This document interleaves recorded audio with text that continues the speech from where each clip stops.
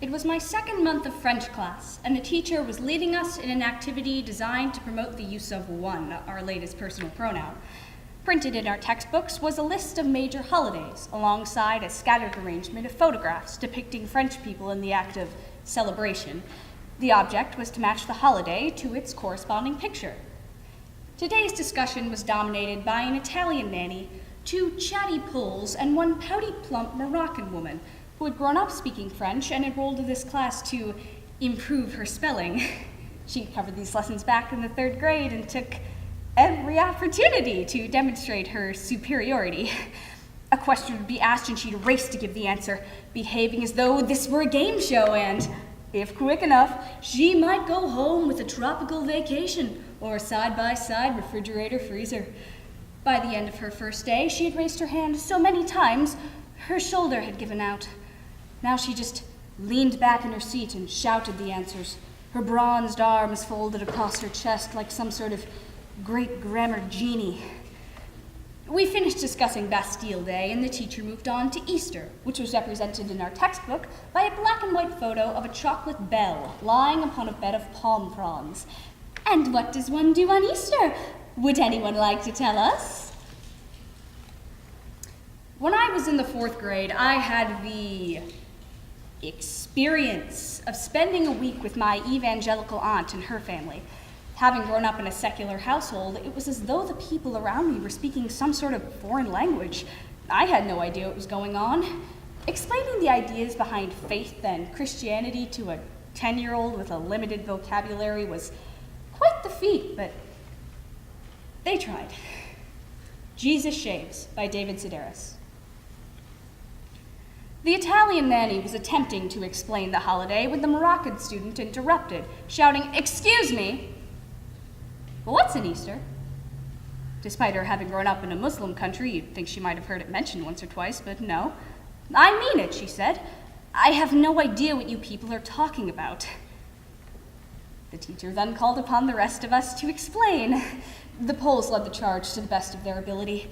"It is," said one, "a party for the little boy of God who call himself Jesus and, like that."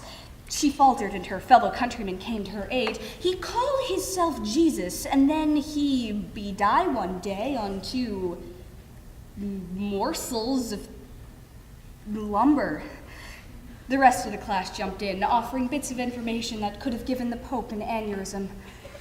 "He die one day, and then he go above of my head to live with your father. He weared the long hair, and after he come back, the first day, he say hello to the peoples. He nice, the Jesus. He make the good things, and on the Easter, we be sad because someone make him dead today." Part of the problem had to do with grammar.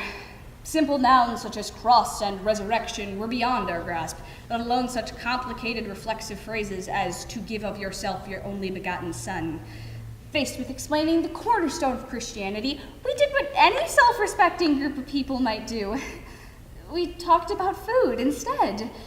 "Easter is a party for to eat of the lamb," the Italian nanny explained. "One, too, may eat of the chocolate." "And who brings the chocolate?" the teacher asked. I knew the word, so I raised my hand, saying, "The rabbit of Easter. He bring the chocolate." My classmates reacted as though I had attributed the delivery to the Antichrist. They were mortified. "Oh, rabbit," the teacher, assuming I'd used the wrong word, positioned her fingers on top of her head and wiggled them as though they were ears. "You mean one of these? A rabbit? "Well, sure," I said. "He come in the night when one sleep on a bed. With a hand he have a basket and foods."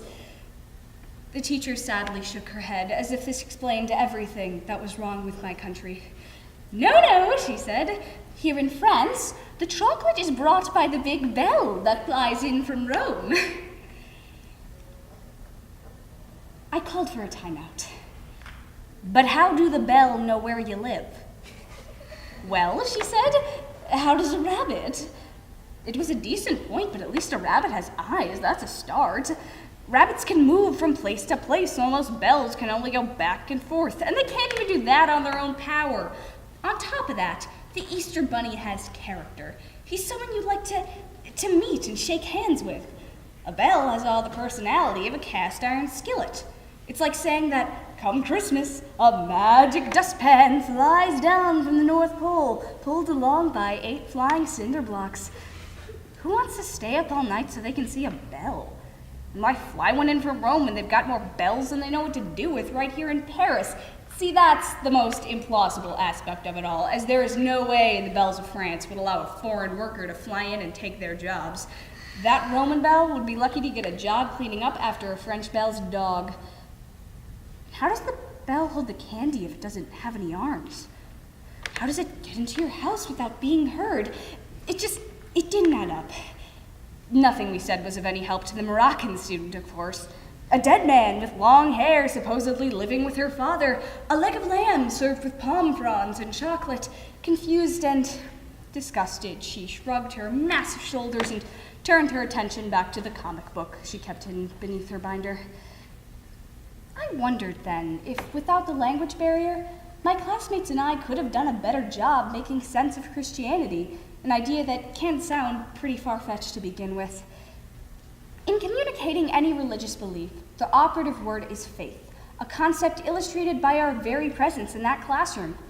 If I could one day hope to carry on a fluent conversation, it was a relatively short leap to believing that a rabbit might visit my home in the middle of the night, leaving behind a handful of chocolate kisses and a carton of menthol cigarettes. So why stop there? If I could believe in myself, why not give other improbabilities the benefit of the doubt? I accepted the idea that an omniscient God had cast me in his own image and guided me from one place to the next.